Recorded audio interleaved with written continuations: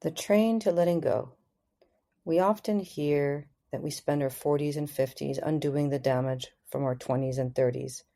Usually that refers to unwise marriages, mind-altering substances, overwork, overspending, and yes, accumulating money, houses, cars, portfolios, and prestige.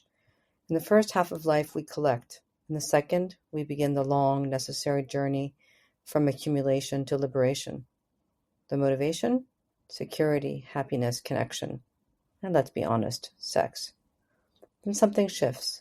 We trade ambition and speed for clarity and depth. The hormonal fire cools, we become more discerning. Assuming we live to 100, the second half of life becomes a slow letting go. We're burnt out. We're sandwiched between caring for aging parents and putting out fires caused by our overprotected adult children. At this point, the last thing we want is more responsibility. The things that start chasing you back. By my 40s and 50s, I became masterful at managing. Productivity was my superpower. I could juggle multiple life projects while launching new professional ones. But the things I once chased started chasing me back. Suddenly, I needed assistance, and entire weekends just to maintain the life I'd built. And then I thought, how are my children going to manage this? Do they even want to? By 60, many people of means I know are exhausted. They're not weak. They've built complex lives they no longer enjoy, lives that are overscheduled. The view from the train. 4 days ago, I was on a train to Norwich, heading to karate camp. It was hot and crowded, and I was without a window seat. As we pulled out of London, a teenager barked into his phone. "My money hasn't hit my account yet." A swirl of strange coughs and voices surrounded me. I kept glancing at my rather too large suitcase stored too far away, a metaphor for the weight of everything I'd left behind in the U.S. At Ipswich, the French couple across the aisle got off. The woman had been eating lentil salad out of a plastic container. When the junk food-laden cart came by, I asked for fruit. The girl chuckled and said, "I have fruit tart." Then we just passed a town called Dis. What a strange name. As the train emptied, space opened around me. I could finally breathe. Cute little English towns flickered past. I could have been worrying about 3 different crises at that moment, but I wasn't. I was watching fields roll by and focusing on breath. Excitement filled my veins. I was on my way to spend 4 days with 100 karate friends from around the world, including my first Swiss sensei and various members of our New York City dojo. The weight of complex problems. Lately, I've started to look back on my 20s with something I didn't expect. Not regret, but nostalgia for the feeling of freedom. These days, my daily list is exhausting just to read. Coaching calls, podcast edits, blog drafts, a motivational interviewing course, bill paying, investment prospectuses, payroll, grant research, credential renewal, board meetings, philanthropic calls, home maintenance projects, tax documents, travel logistics. Even the dog needs paperwork. I practice karate 3 to 6 times per week. The cars in Switzerland need inspection. And underneath it all, the relational problems that never stay put, the ones that follow me across time zones, that wake me up at 3 a.m. and have me answering the phone before I even breathe. Alistair's backpack. One of the happiest people I know lives completely differently. His name is Alistair. He owns practically nothing. His only commitment is to live in the tropics in winter and chase good weather in summer. When he works as a carpenter, it's for cash, and it's a simple 9 to 5, no more than 90 days.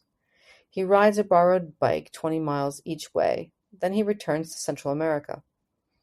There, he rises around 8 a.m., makes coffee, lets out the chickens, feeds the dogs, and collects eggs, which he doesn't eat because he's vegan.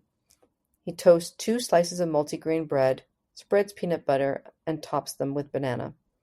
He also eats pieces of pineapple, mango, or papaya. He sweeps patios and maintains generators for the man who provides his housing. At noon, he eats rice and beans with cooked vegetables. He naps. At 3 p.m., when the sun is gentler, he surfs. He takes cold showers and drinks red wine at dinner.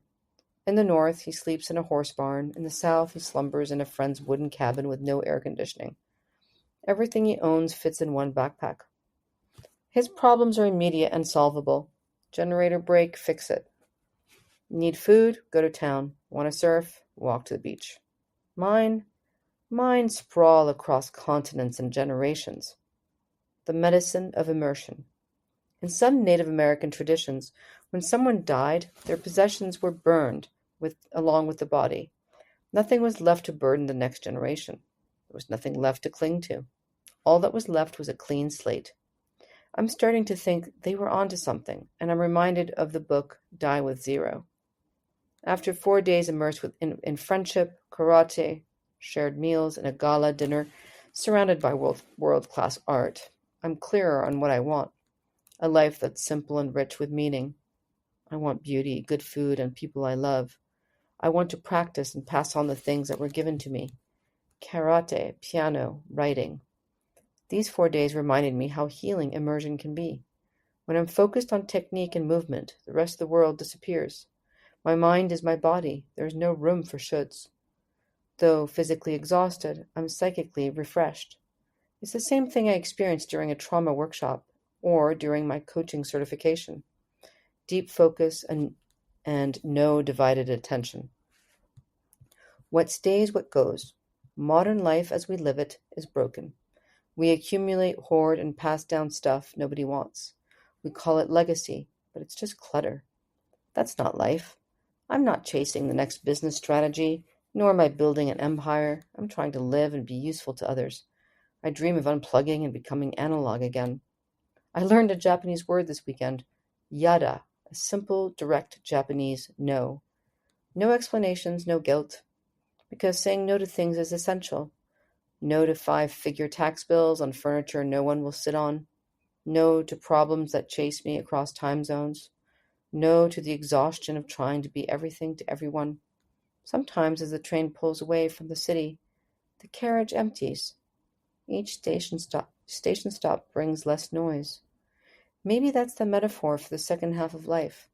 Not accumulating more passengers, but finally getting a window seat. And maybe, just maybe, it's remembering to bring a lentil salad.